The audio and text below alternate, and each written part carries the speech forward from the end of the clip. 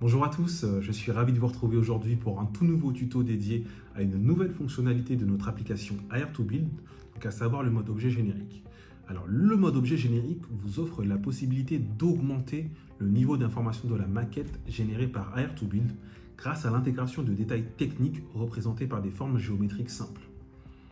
Je n'en dis pas plus, on va se retrouver donc à l'étape 5 du mode scan en réalité augmentée pour vous montrer donc la méthode de création d'un objet générique. A tout de suite.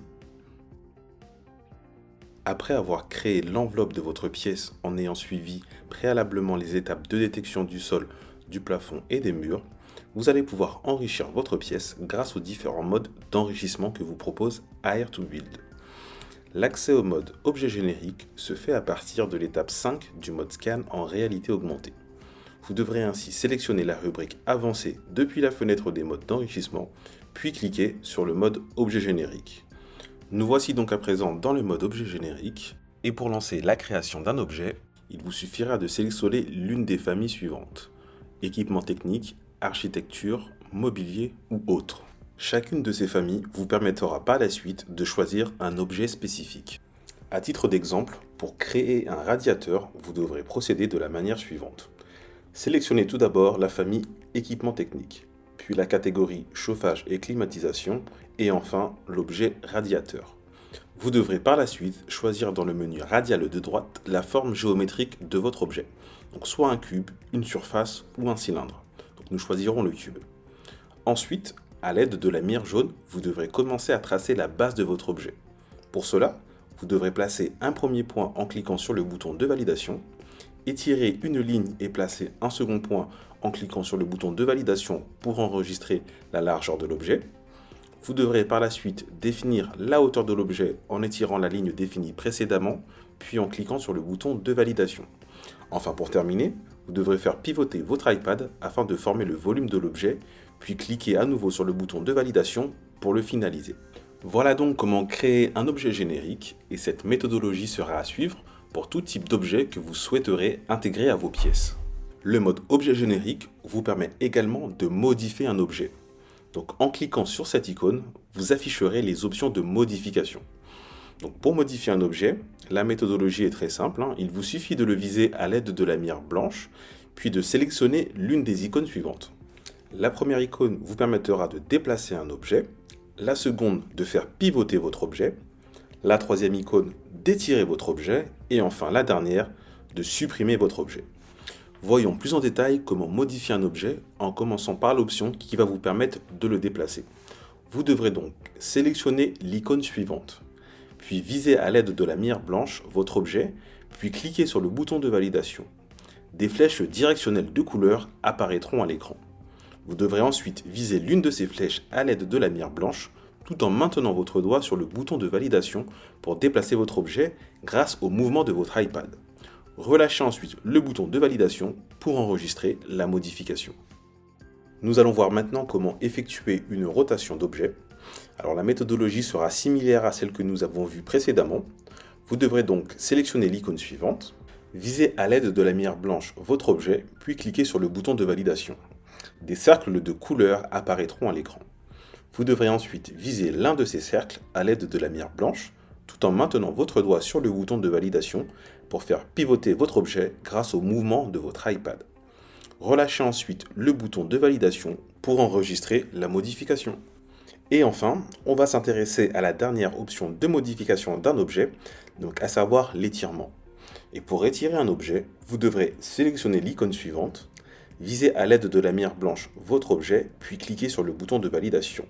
Des flèches directionnelles de couleur apparaîtront à l'écran, et vous devrez ensuite viser l'une de ces flèches à l'aide de la mire blanche, tout en maintenant votre doigt sur le bouton de validation pour déplacer votre objet grâce au mouvement de votre iPad.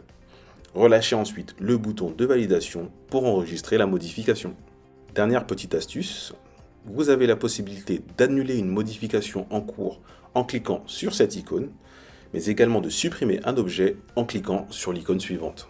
Pour revenir à la création d'un objet, vous devrez cliquer sur cette icône et vous devrez répéter la méthodologie que nous avons vue précédemment pour chaque objet que vous souhaiterez intégrer à votre pièce. Pour information, les codes de vos objets sont affichés de manière dynamique dans cette fenêtre pour vous aider lors de la réalisation de votre objet. De plus, vous avez la possibilité de désactiver ou non le magnétisme qui se trouve au niveau des arêtes rouges de votre pièce pour vous aider à réaliser vos objets en cliquant sur cette icône. Dans la suite de ce tuto, vous retrouverez la réalisation d'un objet de type architecture, mais également de mobilier. Dans l'éventualité où vous constatez des décalages de votre pièce lors de la création de vos objets, n'hésitez pas à repasser rapidement par le mode recalage pour les corriger. Cela vous permettra de créer plus facilement vos objets.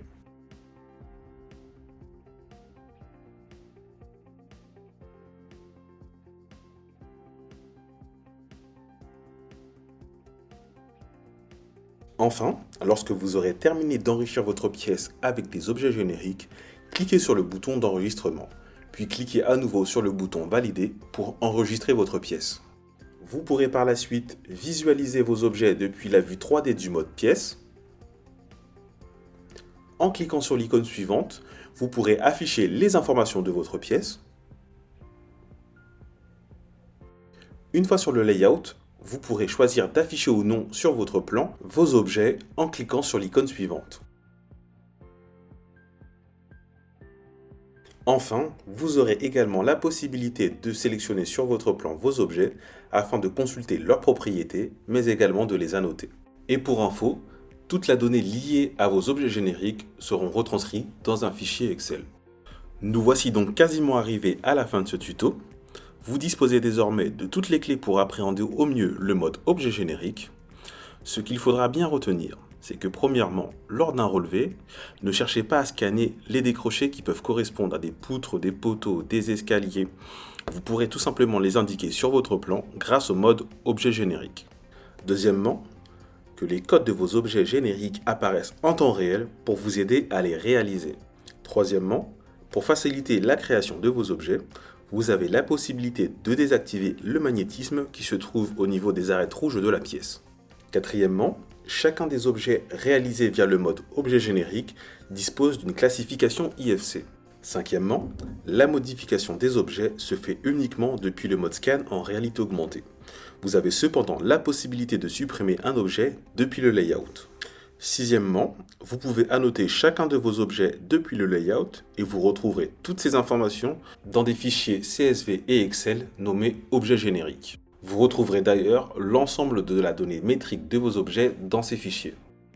Et enfin, dernier point à retenir, notez que les surfaces des objets de la famille architecture sont déduites des surfaces habitables de vos pièces, lorsque ces derniers sont inférieurs ou égaux à 1,80 m. Il ne me reste plus qu'à vous dire au revoir. Donc, comme d'habitude, ce fut un réel plaisir de vous accompagner sur la prise en main des nouvelles fonctionnalités de notre application. Pour suivre notre actualité, n'oubliez surtout pas de vous abonner à notre chaîne YouTube ainsi que de nous suivre sur les réseaux sociaux. Pour tout besoin d'assistance, vous pouvez me contacter à l'adresse support@bimeo.fr. Je vous souhaite une très belle découverte de notre application. À très bientôt.